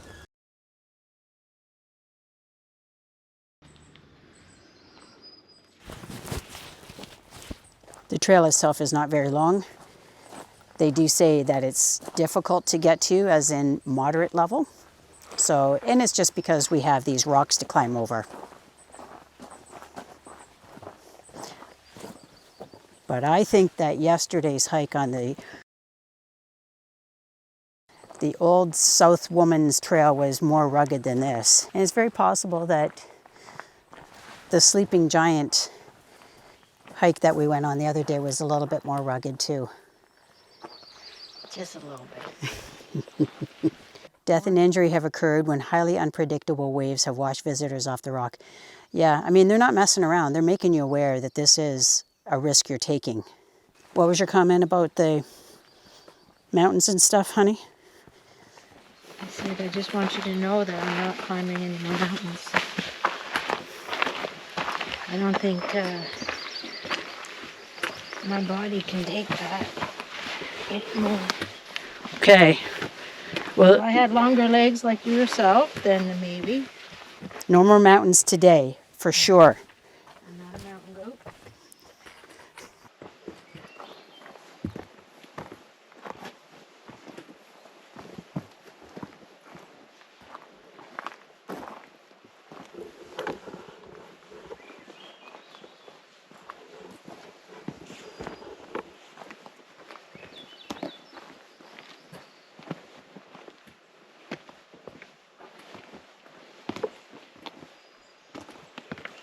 See, moderate trails are enough for me, right? Yep.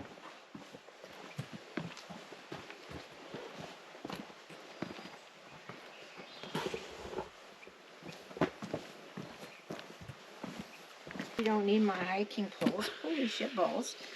Like, what the hell? I'm having flashbacks of the giant. This isn't good.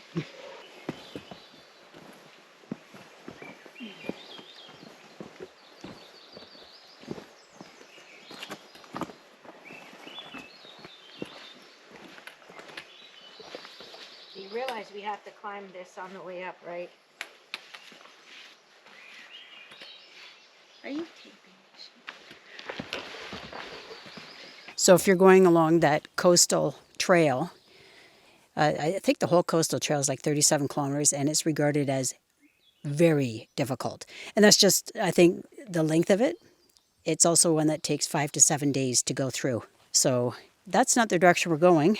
We're headed this way to where the sign says pictographs, and it's only another 250 meters to get there.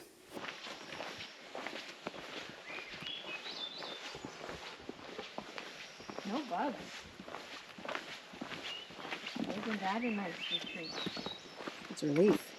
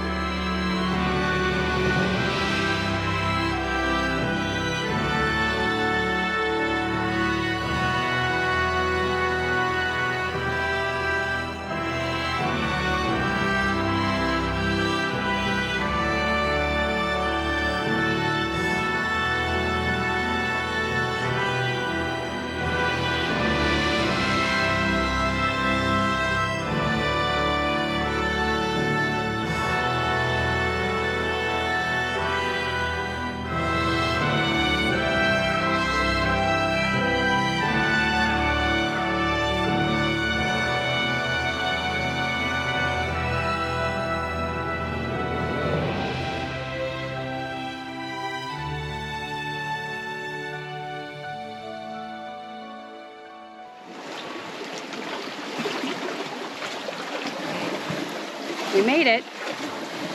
And Lake Superior is really close. I'll show you.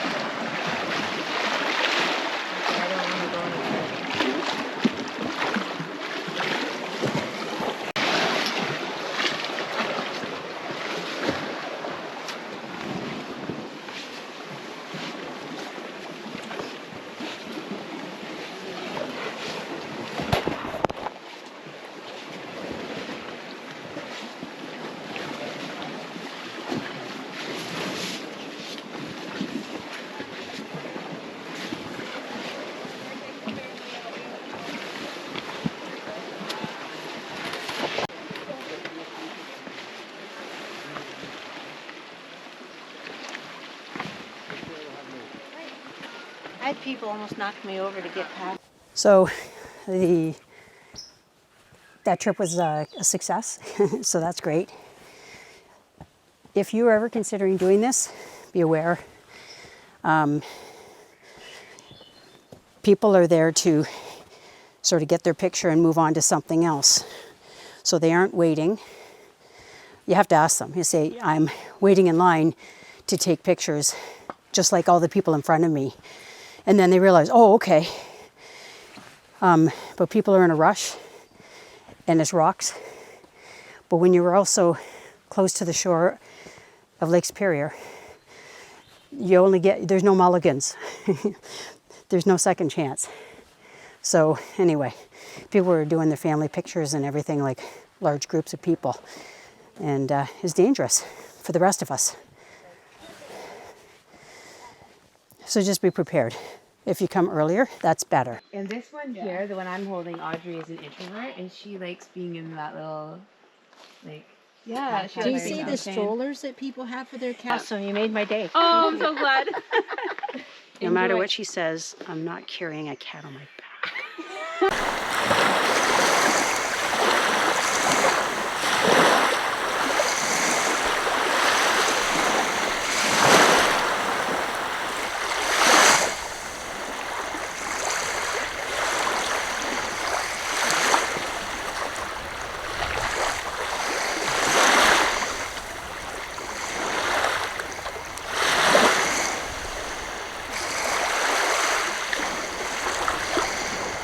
Wow, there's so much beauty here. We just parked in a parking lot for the Sand River Trail. We're going to head out there in a few minutes. But we wanted to stop and have a look at Lake Superior and all of the beauty with the rocks. There's a lot of geology you can learn about in terms of how this area came to be when you go to the visitor center of the Agawa campground of Lake Superior Provincial Park. And as long as you're camping in Lake Superior Provincial Park, your pass is good for any one of the trails you want to stop by. You just have your park pass on the dashboard, or day pass if you have one that's like the one that I have for Ontario Parks.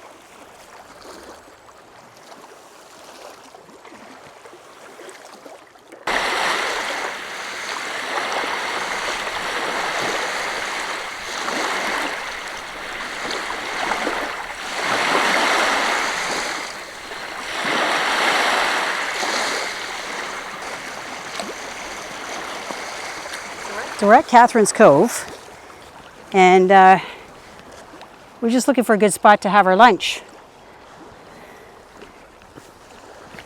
It's kind of nice, we have it to ourselves, and yet the parking lot is full.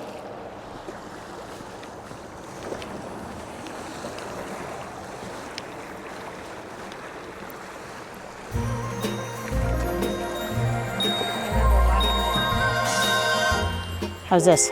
Is this good? Okay. That's good. This is it.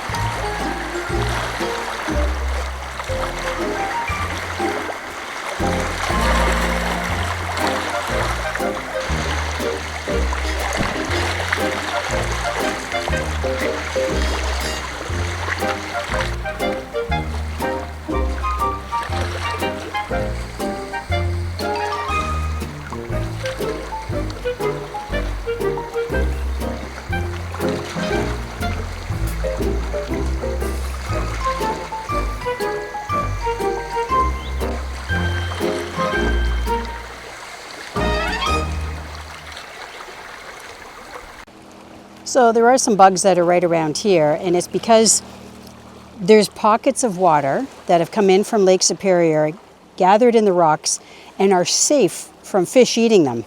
So that's of course where mosquito larvae and other insect larvae will be able to thrive, because they're protected until they metamorphose into some sort of an adult form. But there are also little fish that are taking advantage of these little pockets of water because they're warmed up by the sun. So they're also protected from predators like larger fish. So there's some of those that are, in this vicinity. And that was really cool too. I saw that snake skin. The way that snakes grow is they grow beyond the size of the existing skin, and new skin underneath is already larger to accommodate their growing size. So they shed their skin and they leave that behind. So anyway, this is like all of these micro ecosystems, and I love looking through here just to see if there's... Last time I was here, I found frogs that were gathered in one of these little pools of water. So they found each other. I haven't been lucky enough to find frogs or tadpoles, but just fish and insect larvae.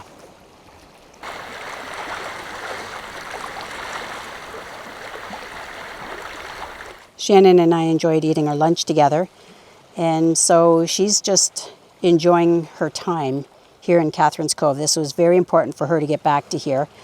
She was inspired to do some art based on the appearance of the cove and the rocks, and she also stepped into Lake Superior. We did that together 2 years ago. This year she brought her water shoes and went in and told me how frigid the water was. She couldn't stay in it. Apparently the water around here warms up by August. Some people are hardier and they can go into it before that time. We were reading at the visitor center at Agawa Bay that the average temperature of Lake Superior is 4 degrees. So that would be over the course of the year. I guess when August rolls around, it warms up to about 14.6 degrees Celsius. Eee, that's cold.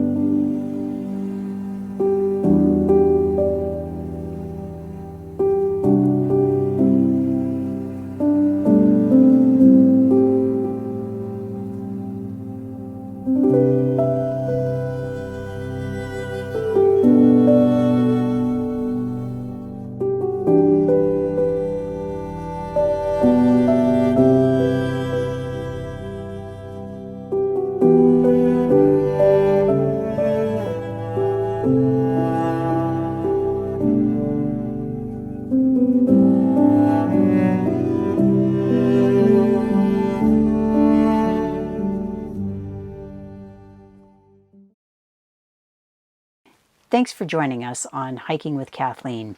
This concludes the time that we're spending at Lake Superior Provincial Park. Tomorrow is the day that we're going to pack up to get ready to take off the next day, and we are heading to Killbear Provincial Park. So I hope you join us next Tuesday morning for that upload. Bye for now.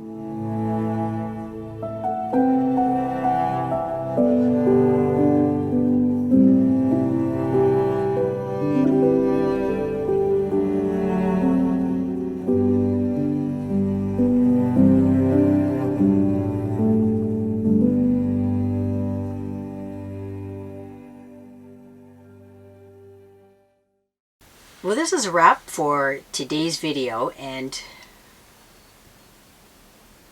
I'm just waiting for you. you're just waiting for me, okay.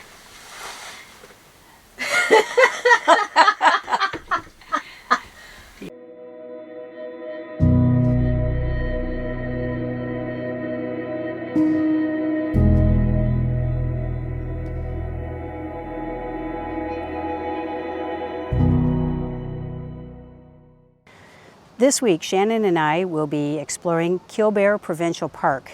So we arrived here yesterday, went into the lovely town of Parry Sound and did some shopping for our groceries and any odds and sods that we needed. That's only 30 minutes away from the park, so what's really nice is we have great Wi-Fi or great cell service here at Killbear Provincial Park, which tends to rank a little bit more highly now in our book because we spent several days earlier in our trip without any cell signal at all.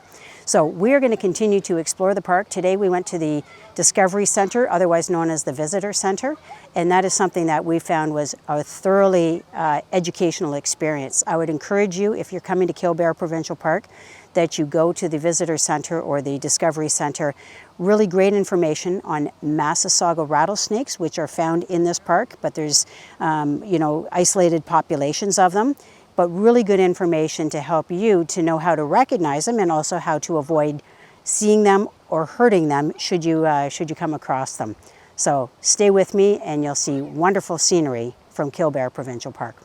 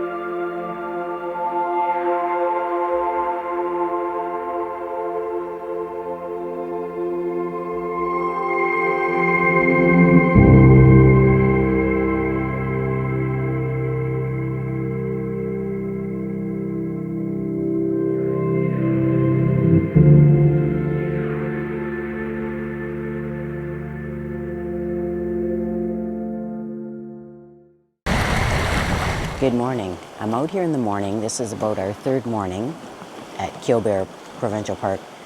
I woke up about 25 minutes ago to the sound of a car alarm.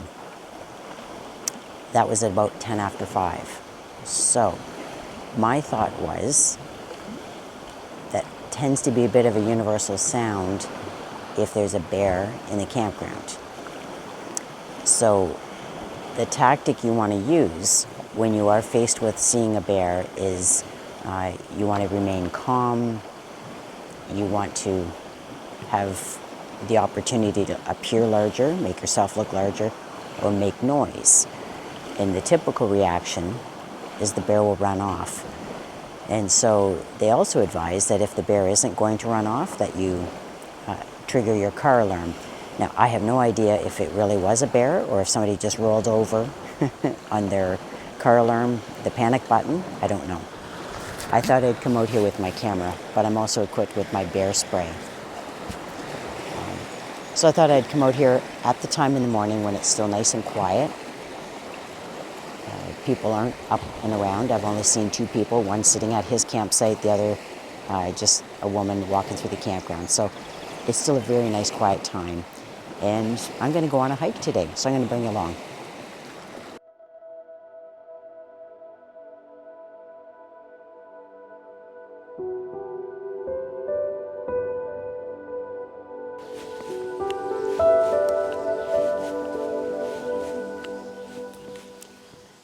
So I'm out here on the Twin Points Trail, and I'm first one out on the trail. There are boaters that are out on Georgian Bay, but I wanted to be able to hit the trails before other people do, just to see what kind of wildlife I might be able to find. So it's just before 8 o'clock this morning. So I've been awake since about 10 after 5, which is when I heard that car alarm go off. Whether or not it was a bear sighting and an attempt to scare it off, I don't know. But anyway, I'm carrying my bear spray just in case, because I am the only one out here. I'm the only one in the parking lot. So I'm excited. I'm looking forward to seeing what there is to see. And there are bugs out here, but they're not too bad yet.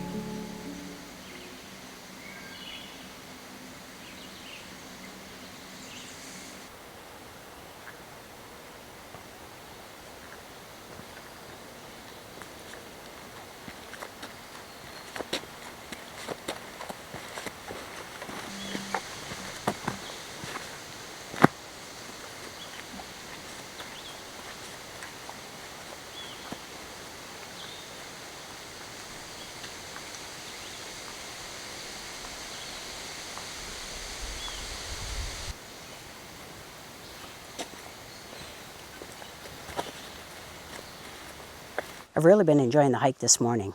Only passed actually another couple, and they had their child with them.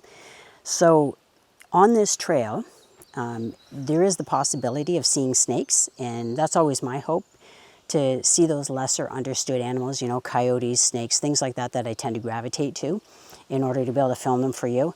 Anyway, I didn't see any snakes, but because I know that Massasauga rattlesnakes exist here in the park, what I did today is I've been wearing my running shoes around the site and out on the rocks of the shore of Georgian Bay, very close to our campsite.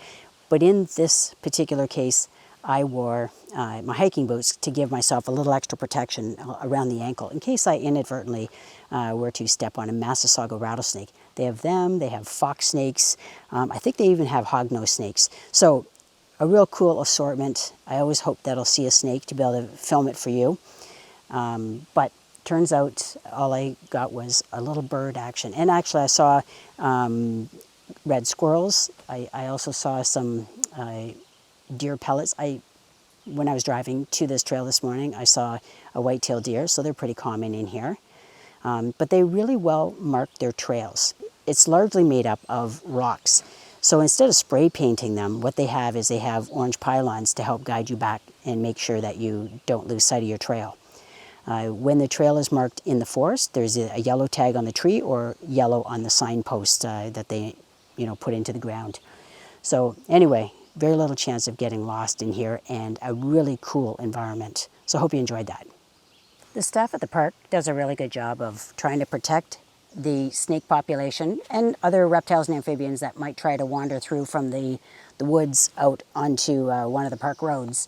So they and their volunteers put up this snake fence, and then they do a really good job of educating people. When people go to the Discovery Center and they learn about Massasauga rattlesnakes and the fact that they use their venom because of the kind of prey they seek, which is mammals. And mammals are hard for them to handle, of course, because Massasauga rattlesnakes are not very large. And the injection of venom into the mammal paralyzes the mammal so that the Massasauga rattlesnake has a much better chance of being able to swallow it, because remember, snakes are operating with no arms, no legs, so they have to be able to swallow their prey whole. And so that's the strategy they use. Other snakes might be inclined to eat invertebrates, or they might be inclined to eat reptiles and amphibians that are smaller than themselves. But those that eat mammals tend to have a harder time. Milk snakes would be, an example that they can handle eating small mammals without having to inject venom. But the only poisonous snake that we have in Ontario is the Massasauga rattlesnake, and there's not a great population. There aren't a lot of them left.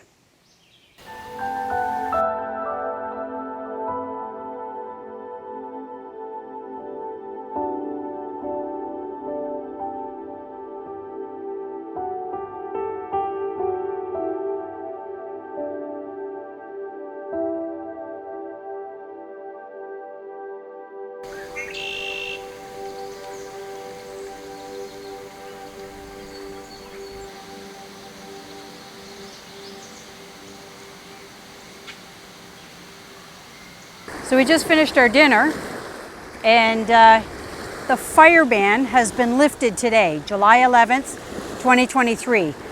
So that applies to Killbear Provincial Park and surrounding area, but I don't know how far north or west it goes. Anyway, we're out here to catch the sunset today. They call these sunset rocks. So anyway, we're looking forward to being able to see that in a short while. I'm walking along a footpath or a bicycle path that is aligned with the main road of the park, and I'm walking up to the lookout trail from our campground, which is Georgian Campground.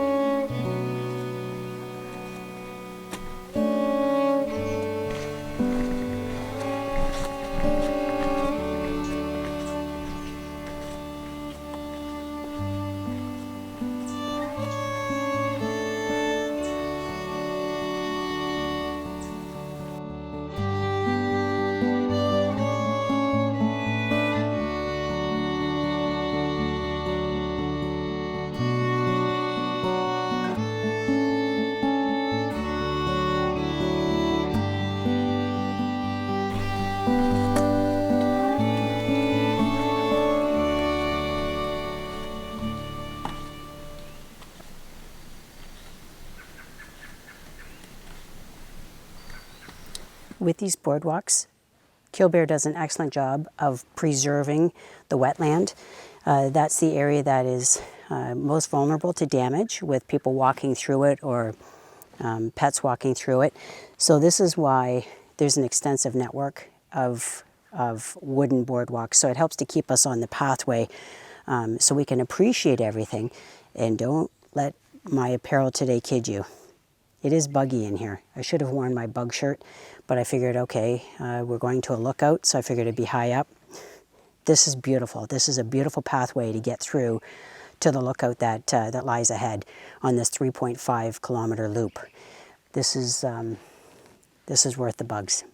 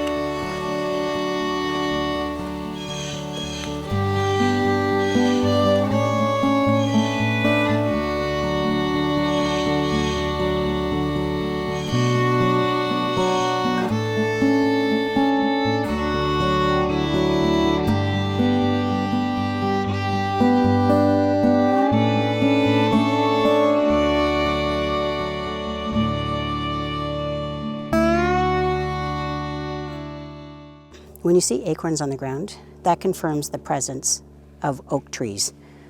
That's a very important food source. Acorns will grow into new trees. That's the seed of an oak tree. Deer depend on that, squirrels, and I'm sure many other animals depend on acorns.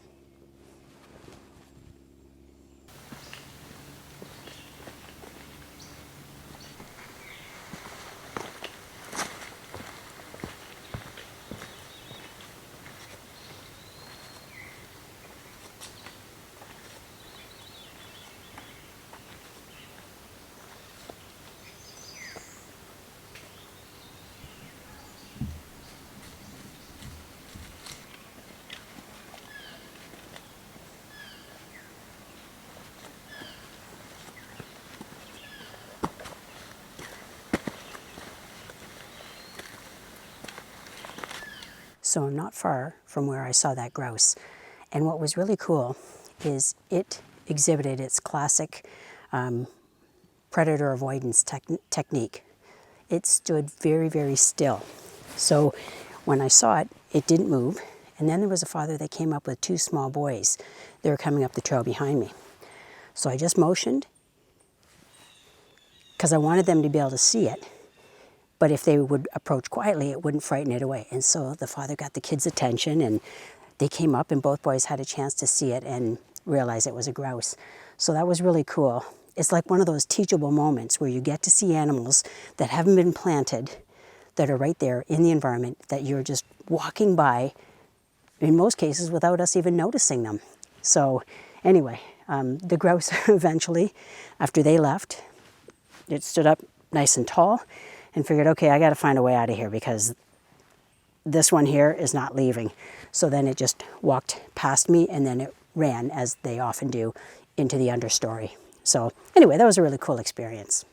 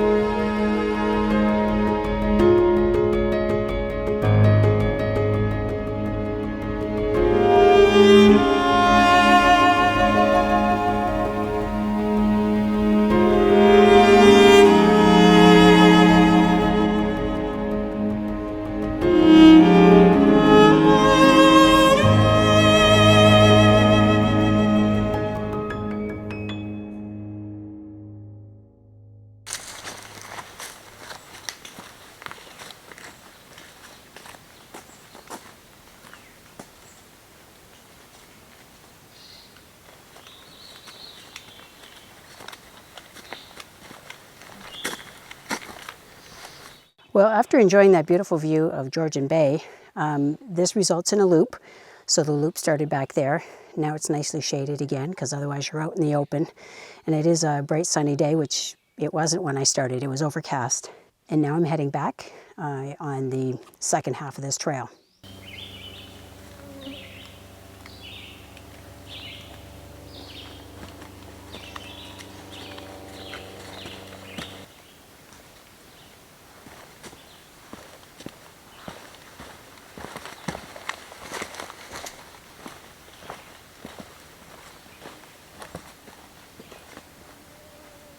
When I started the trail this morning at about 8:30, there was only one car. This parking lot is filled right up. And so right now, it's 11:15. So just know, if you ever plan to walk this trail, earlier is better than later. And also it does get a bit warm, but I covered up mostly because of the bugs. They still get around your face and your hands and stuff. But yeah, it's worth covering up on this trail.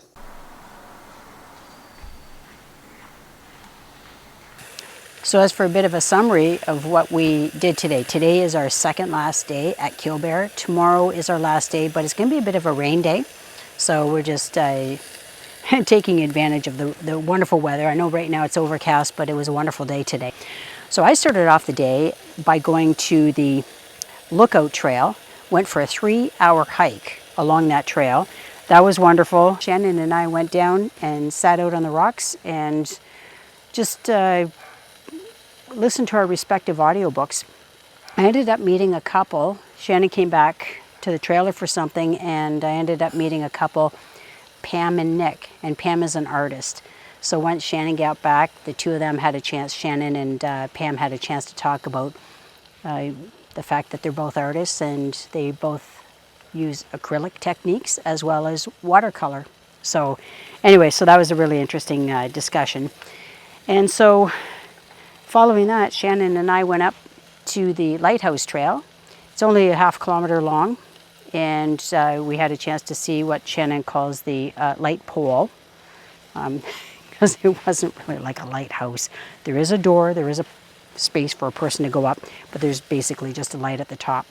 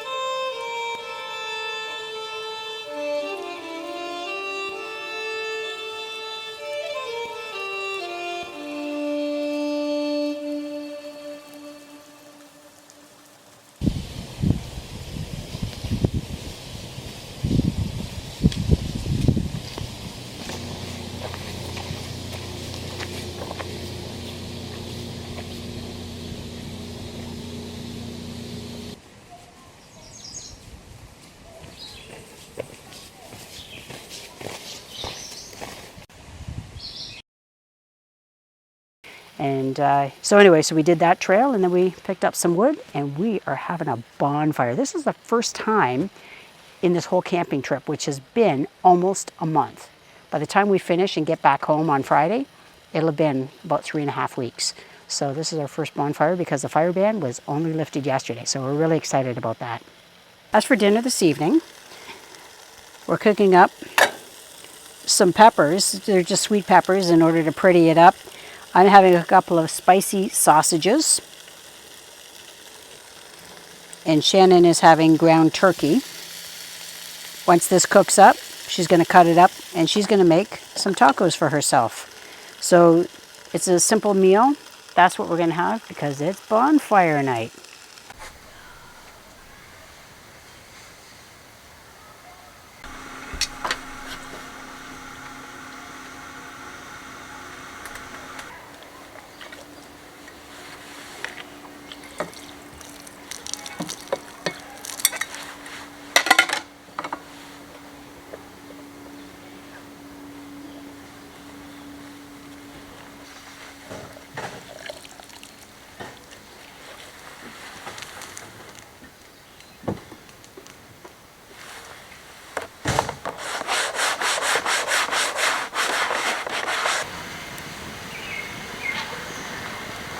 It's tea time. Cheers. Tea time.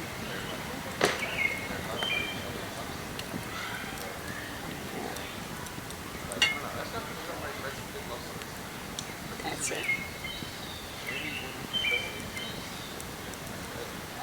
Thanks a lot for joining us today. If you stay right to the end of this video, you'll be able to see links for the entire camping trip when we left Southwestern Ontario all the way up to Sleeping Giant, and now in a couple of days we're going to be on our way back to Southwestern Ontario. But this wraps up the Killbear video, and if you stay to the end, you'll have a chance to see the different watercolor paintings that Shannon has created that are of each one of the provincial parks we've been to, I think with the exception of Neys at this point. Is that fair to say? Yes. Okay, so thanks a lot for joining us. See you next Tuesday morning. Bye for now.